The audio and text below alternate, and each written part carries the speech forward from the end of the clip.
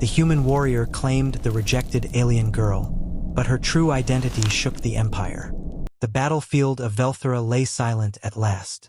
Smoke still curled into the red sky, and the ruins of broken towers groaned as if the world itself mourned. Among the shattered stone and the bloodied earth, the cries of the defeated had faded into nothing. The alien warlord, once feared across the stars, had fallen. His banner had been torn down, his soldiers scattered, his empire broken. James Cale stood among the victors, weary but unbowed. His armor was scratched and dented, his arms heavy from the long fight, but his eyes were sharp and alive. Around him, his fellow soldiers cheered. They had survived, and now they were told to claim their reward. The command rang out from the Velthari generals who had allied with the humans. Take what you will from the spoils. Gold, weapons, treasures, or even the noble brides who remain. At once, warriors surged forward. Men shoved each other aside to reach jeweled crowns and piles of alien silver. Others laughed as they dragged women of noble blood, their silken robes torn, their beauty treated as prizes of war. It was chaos, greed, and triumph all tangled together. But James Cale did not move. His gaze drifted past the treasures, past the jeweled swords and golden coins, past the women who lowered their eyes in fear and shame. He was a soldier who had seen too much death to care for gold. He was a man who had carried scars too deep to believe that beauty alone was worth taking. And then he saw her. She stood apart from the others, cloaked in rags, her face half hidden by a dark veil. Thin wrists bound in chains, her posture was not that of a noble prize. She looked more like a shadow, unwanted and forgotten. The crowd jeered at her as he passed. Useless, one spat. Cursed, another muttered. Not worth even the food she eats. The warriors ignored her. Some sneered, others laughed. In the eyes of the victors, she was not treasure. She was a burden, a thing left behind. But James did not look away. Through the veil, a faint glimmer caught his eye. Silver eyes, shining even through shadow. There was no fear in them, no begging, only a quiet, enduring strength, as if she had already borne more than the battlefield could give. For a moment, James felt the world go silent. He had no reason to step forward. He had no reason to care. And yet, something deep within him stirred. He walked past the piles of gold, past the warriors who shouted and boasted over their prizes, past the nobles who lowered their heads in shame. He stopped in front of her. The girl did not speak. She did not move. She simply stood, veiled and silent, waiting for the world to decide her fate. James Cale reached forward, and with a steady voice he said, "I choose her." The laughter came at once. Soldiers roared with mockery. "You waste your prize on that? Look at her. Nothing but rags and bones. Take a bride of worth, human, not some cursed wretch." But James did not waver.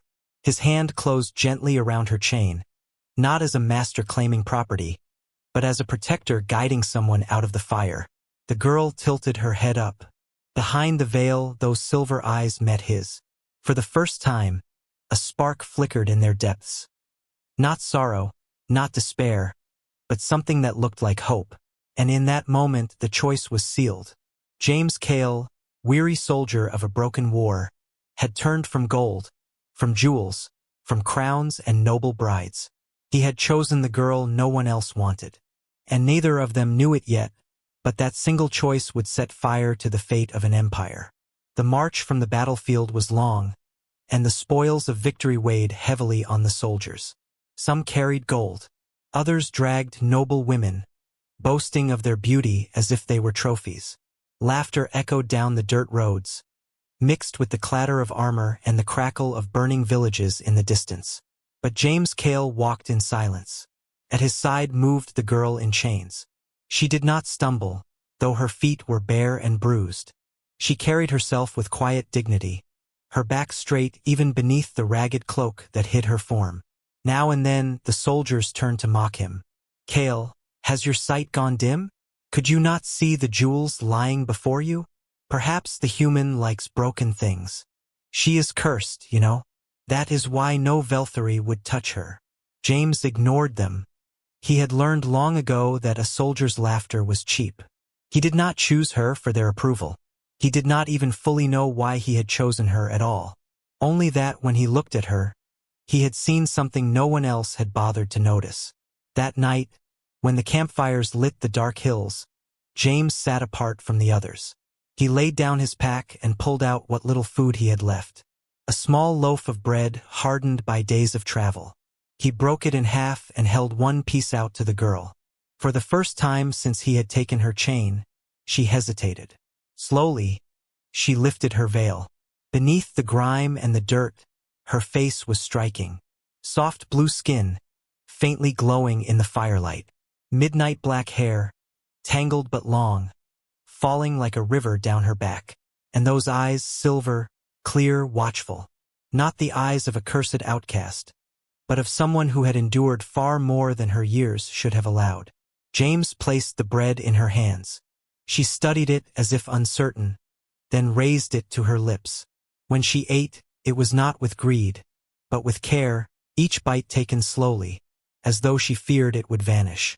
"You will eat more tomorrow," James said quietly. "As long as I have food, you will not starve." Her lips parted, and a soft voice, fragile but graceful, slipped out. "Why?" It was the first word she had spoken to him. James looked at her, the firelight catching on his scarred face. "Because you are in my care now." She lowered her gaze, but he caught the faintest flicker of something in her eyes. Not gratitude exactly, not yet, but something that resembled trust, as fragile as a flame in the wind. The nights that followed were not easy. Soldiers continued to mock them. Some tried to tempt James with offers of gold in exchange for the girl. Others warned him that she was trouble, that keeping her would bring nothing but ruin. But James did not release her. He tended her wounds, gave her water before himself, and placed his cloak around her shoulders when the nights grew cold. Slowly, the ragged girl who had once seemed invisible began to reveal herself. Her name was Lysara. She spoke it softly one night when the fire burned low. When she said it, it carried a weight, as if it had not been spoken aloud in years. "Lysara," James repeated as though testing it on his tongue. Felt right. Strong, elegant yet fragile. She said little else. But James did not press her with questions. He had learned that silence was sometimes a shield, and forcing words from someone who lived behind one only drove them deeper inside. Instead, he let her speak when she chose, and when she did, he listened. One evening, as the camp settled into uneasy sleep, James noticed how she sat with her hands folded in her lap. The chains around her wrists clinked softly, the metal rubbing against skin that bore faint markings. At first, he thought they were scars, but when the moonlight caught them, they glowed faintly, like hidden embers beneath her skin. He frowned, curious, but said nothing. He did not yet know what secrets the girl carried, only that they made her different, and different was dangerous in a world where survival depended on blending in. Lysara seemed to sense his gaze. She tugged the veil lower over her face and shifted away. Her silence returned, heavier now, as if it shielded something she could not afford to let him see. James let it rest. He knew that some truths revealed themselves only when the time was right. But deep down, he could not shake the feeling that Lysara was not what she appeared to be. And soon, he would learn that his choice on the battlefield had bound him not to a broken girl, but to a destiny greater and more dangerous than anything he had ever faced. The days passed in uneasy rhythm. James Cale and Lysara traveled with the remnants of the Allied army as it moved through the fractured lands of Velthari. Villages burned in the distance, and fields lay ruined beneath the weight of war. The men celebrated victory, but James knew peace was only an illusion. Empires did not fall quietly, and the shadow of power always drew blood. Lysara remained close to him, her veil hiding her face from the curious eyes of others. She spoke little, though James sometimes caught her watching him in silence. When he handed her food, she accepted without question. When he gave her water, she drank with quiet grace. But behind her stillness was something unspoken, something that weighed heavy on her shoulders. It was during one restless night that James noticed it again, the faint markings on her wrists. The campfires had dimmed, and the soldiers slept in drunken heaps, but James never slept deeply. His instincts, sharpened by years of war, kept him half awake. As the moonlight touched her skin, he saw the lines beneath the chains more clearly. They were not scars, as he had first believed. They were patterns, sigils. They glowed faintly, like the remnants of starlight etched into her flesh. Before he could question her, movement stirred at the edge of camp. A shadow shifted in the darkness. James's hand went to his blade instantly. He rose, silent as a predator, his eyes narrowing on the figure slipping between tents. The shadow moved closer. Too close. James's instinct screamed. And then, the glint of a blade caught the firelight. The assassin lunged straight for Lysara. James reacted without thought. His sword flashed, striking steel against steel. The clash rang through the night, and the camp erupted with shouts. The assassin was skilled, moving with deadly speed, but James fought like a man who had survived 100 battles. He shoved the attacker back, slashing low, forcing him to stumble. Another figure burst from the dark, dagger aimed for Lysara's throat. This time she moved on her own. She ducked beneath the strike, chains rattling, veil slipping as her silver eyes flashed. James cut the assassin down before he could recover. By the time the soldiers roused themselves, 3 bodies lay lifeless in the dirt. James stood over them, chest heaving, sword dripping with blood. Lysara knelt nearby, her veil torn, her wrists trembling as the sigils burned brighter than before. The soldiers muttered among themselves. Some cursed. Others eyed Lysara with fear. "They were not after us," one whispered. "They were after her." James ignored them. He crouched beside Lysara, his voice low and steady. "Who were they? Why did they want you dead?" For a long moment, she said nothing. Her veil slipped, revealing more of her face than ever before. The firelight touched her features, and for the first time James saw her without the mask of rags. She was beautiful, not in the shallow way the soldiers spoke of beauty, but in the way of someone who carried sorrow carved into every line of her face, and strength born from surviving it. Finally, her voice broke the silence. "You were never meant to choose me." James frowned. "Then why were you there? Left behind with the others?" Her silver eyes lifted to his, shining with a pain he could not yet understand. "Because it was safer for the world to believe I was dead." The words struck him like a hammer. He stared, waiting, urging her to go on. Lysara's hands trembled as she pulled the chains back from her wrists. The sigils glowed faintly, forming a pattern that shimmered like constellations. "These are not scars. They are my birthright. I am not a slave. I am not cursed." She swallowed, her voice tightening. "I am Lysara Vela, daughter of the Emperor of Velthari, the true heir to the throne that was stolen from my family." The night fell silent. Even the wind seemed to hold its breath. James stared at her, his mind racing. The lost princess. He had heard the stories. How the palace coup had swept through years ago. How the emperor's bloodline had been wiped out. How no heir had survived.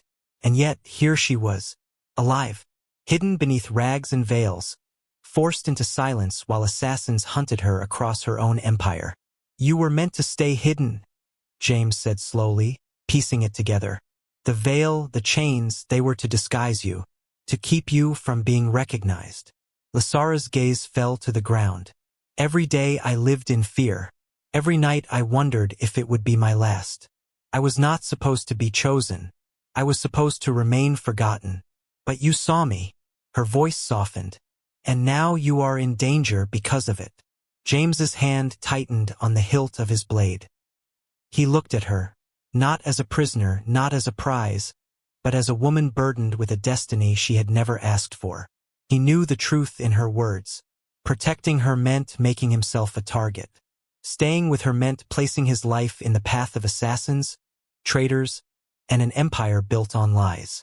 But when he looked into her eyes, he also knew his choice had already been made. "I have faced warlords, monsters, and armies," James said quietly. "If they come for you, They will have to go through me first. Lysara's breath caught, her silver eyes shimmering with something unspoken.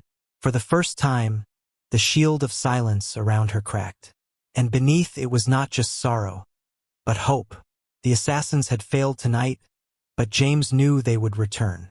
The hunt had already begun, and from this moment on, his life was bound to hers by choice and by fate. The days that followed were no longer quiet. Everywhere James and Lysara went, eyes seemed to follow. Whispers trailed behind them, spreading like wildfire. The human had claimed the cursed girl. The cursed girl was not cursed at all. She was the lost daughter, the Emperor's heir. Rumors were enough to draw blades out of the shadows. The assassins did not stop. Twice, men slipped poison into their cups. Once, a hidden crossbow bolt cut through the air, missing Lysara's heart by a breath before James shoved her aside. Each attack only hardened his resolve. He had fought wars all his life, but never had survival felt so personal. They left the army behind, moving through villages that stared in awe and suspicion. James kept his sword close, but his eyes stayed on her. He noticed how she carried herself differently now, less like a prisoner and more like someone waking from a long sleep. Her back was straight.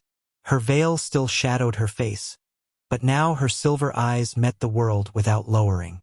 At night, they camped by rivers or beneath ruined towers.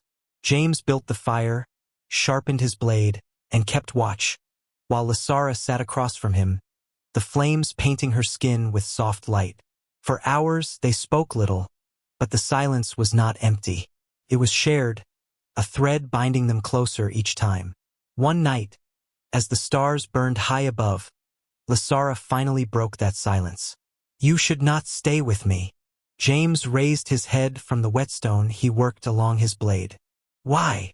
Her voice trembled, but her eyes did not waver. "Because anyone who walks beside me carries a death sentence. My family's enemies will not stop.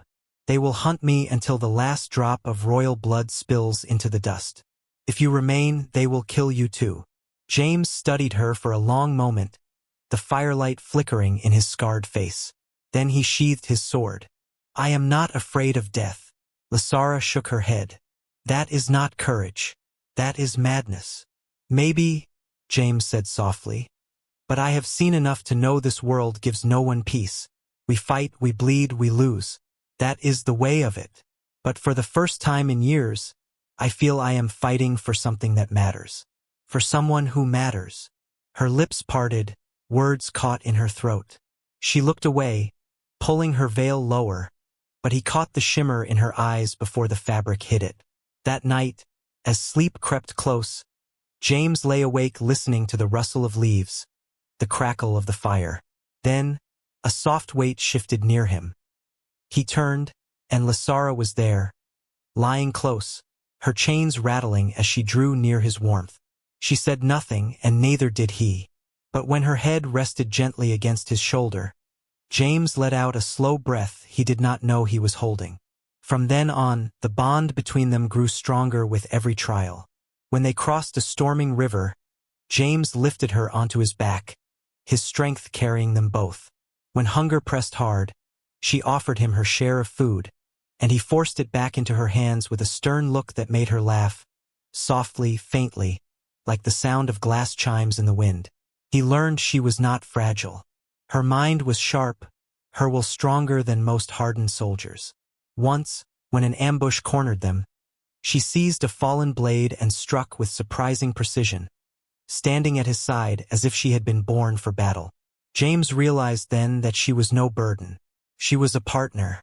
In the quiet hours, when firelight painted shadows across her face, they spoke of things neither had told another soul. James told her of the battles he wished he had never fought. She told him of the nights she prayed the stars would take her away. Together, they carved out a fragile trust, one that deepened into something neither could deny. One evening, as they rested beneath the ruins of a shattered gate, James found himself staring at her longer than before. Her veil had slipped down, and moonlight touched her blue skin like silver silk. Her eyes caught his, and for a heartbeat, neither looked away. Lysara's voice was barely a whisper. "Why do you look at me like that?" James's voice was rough, unguarded. "Because I cannot look away." She did not answer. She only reached out, her chained hand trembling as it brushed against his. That touch was softer than any word, more binding than any vow. From then on, they were no longer a soldier and a hidden heir. They were two souls bound by fire, walking together against a world that wanted them broken.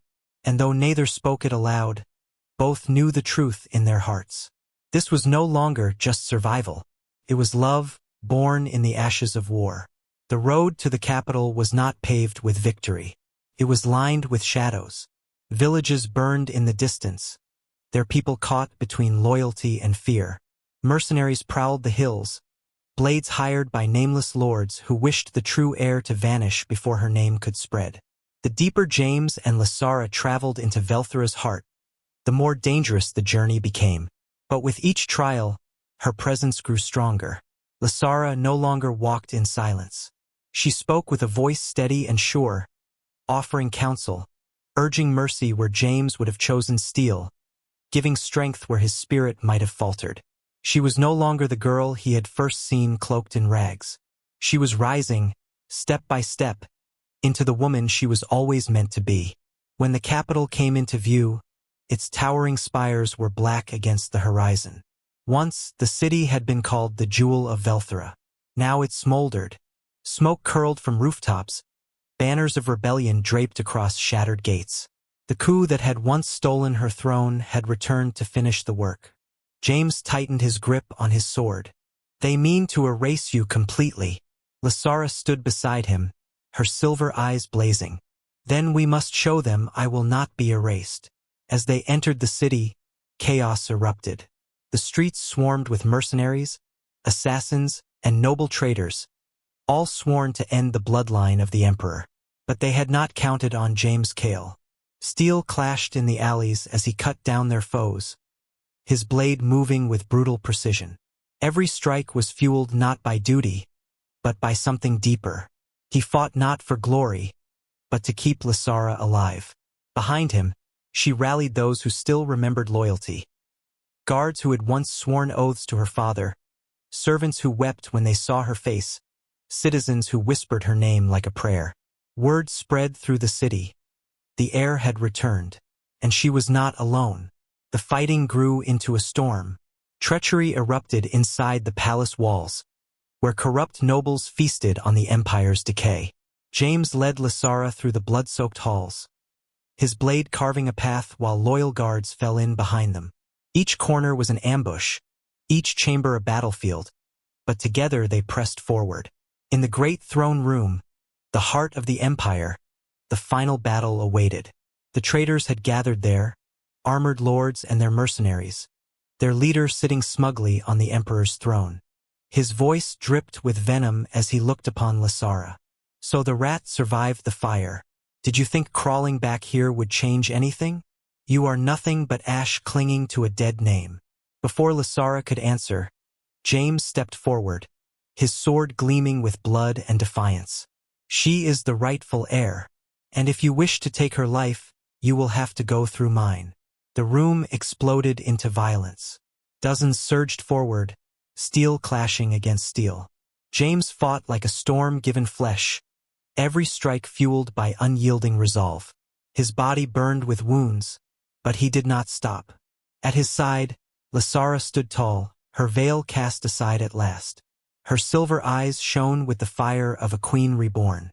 The traitors saw her not as a fragile girl, but as the daughter of emperors, the last flame of a bloodline they could not extinguish.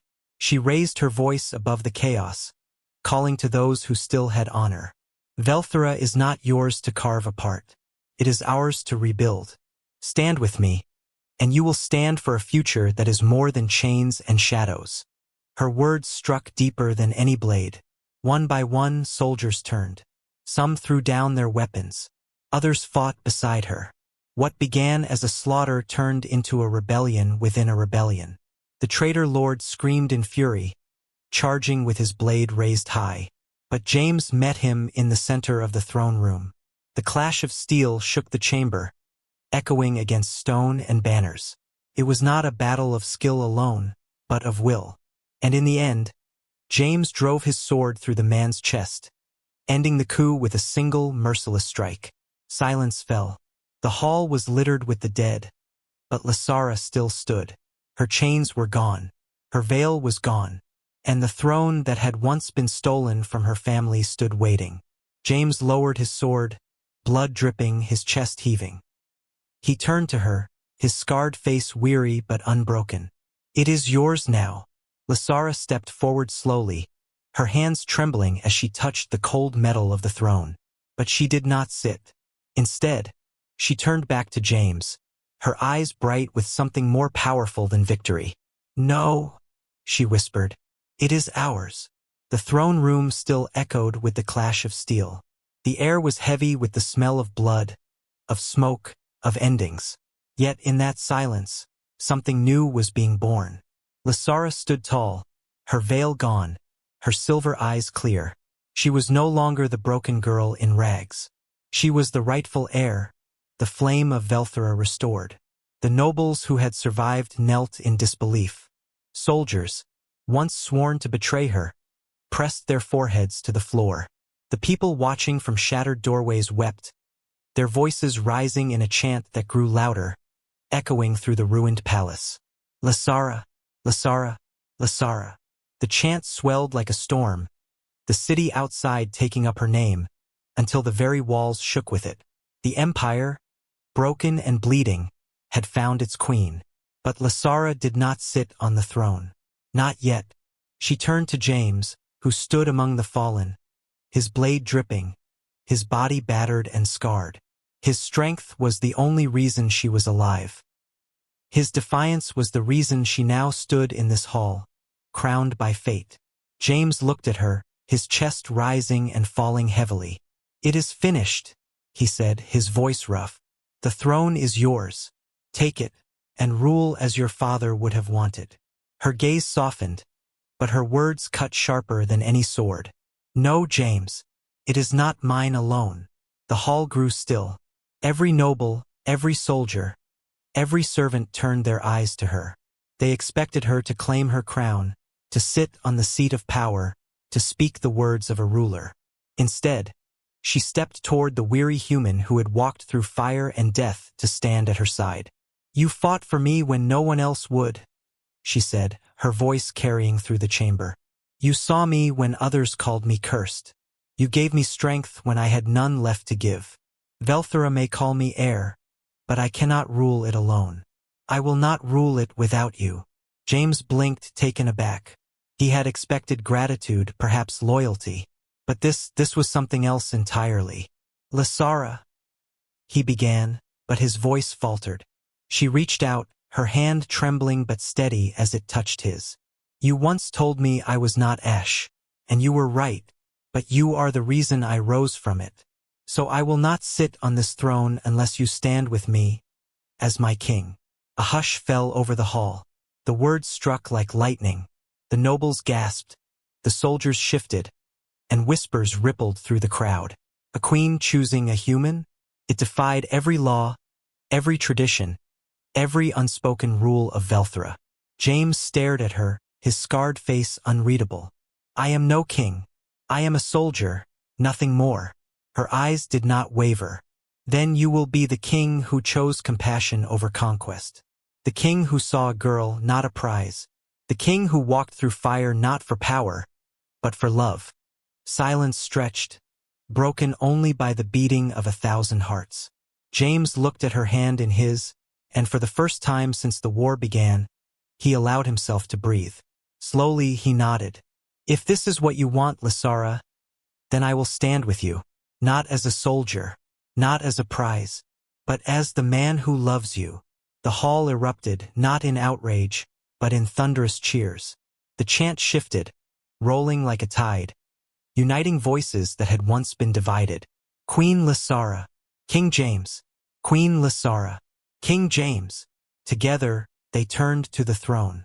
Together, they stepped toward it. And when Lasara finally sat, she did not sit alone.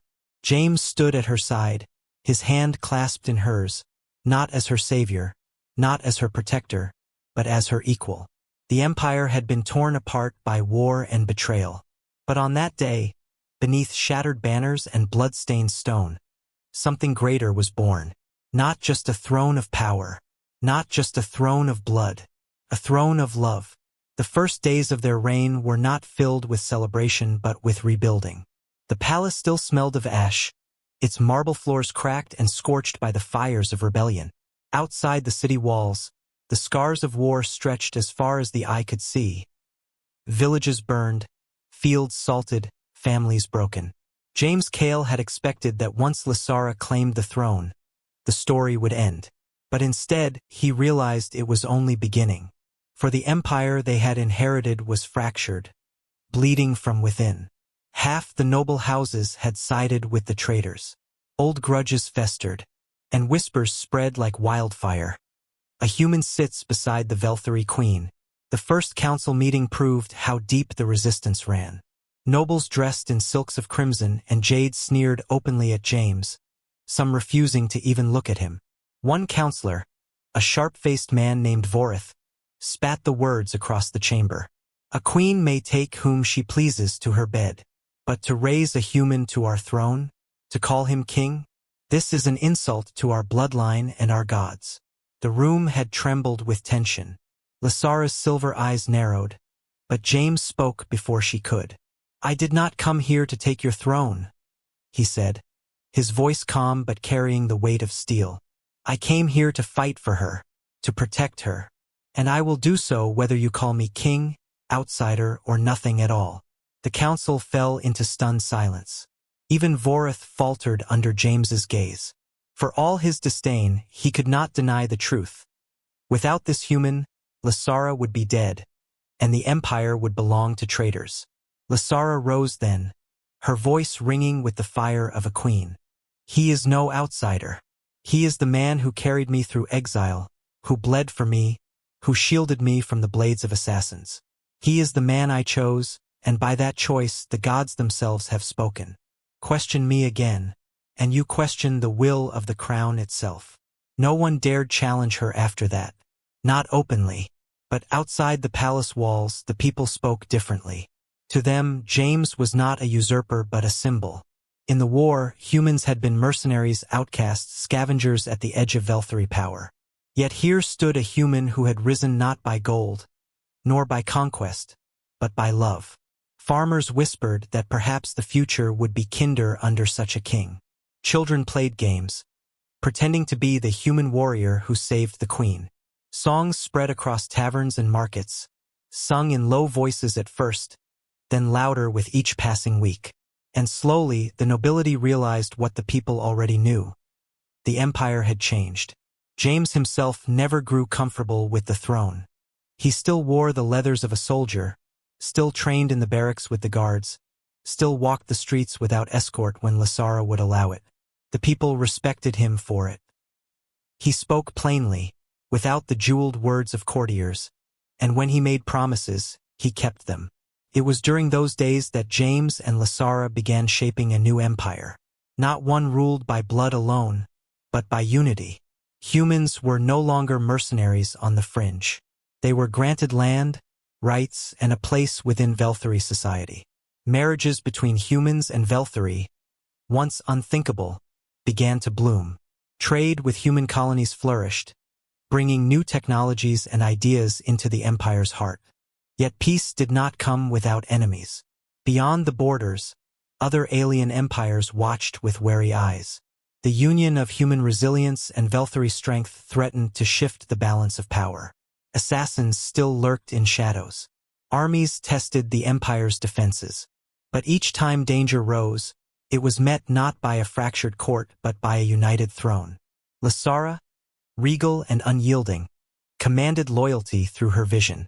James, ever the soldier, stood where the fighting was fiercest, a living reminder that their rulers bled alongside them. Years passed. The empire healed. The throne room, once shattered by betrayal, now gleamed with banners woven in gold and silver. At the center of it all, two figures stood hand in hand. A queen of blue skin and silver eyes, and a human king with scars across his face and fire in his heart. On the day of their anniversary, Lasara looked out over the balcony at the city below. The streets were filled with laughter, children waving flags, music ringing through every quarter. She leaned against James, her voice soft. Do you ever wonder what would have happened if you had chosen differently? If you had taken gold, or a weapon, or any other prize? James smiled faintly, his hand closing around hers. Then I would have had treasure. But I would not have had this. He gestured to the city, to the empire reborn, to her. I would not have had you. Lasara's eyes glimmered, the same way they had the day he first lifted her veil. Then perhaps it was never chance. Perhaps it was always fate. James shook his head gently. No, it wasn't fate. It was choice. The choice to see you when no one else would. And so the legend spread, not of an emperor and empress born to rule, but of a human warrior and a shunned alien girl, who by choosing each other, reshaped an empire. An age of division had ended, and in its place began the age of humanity.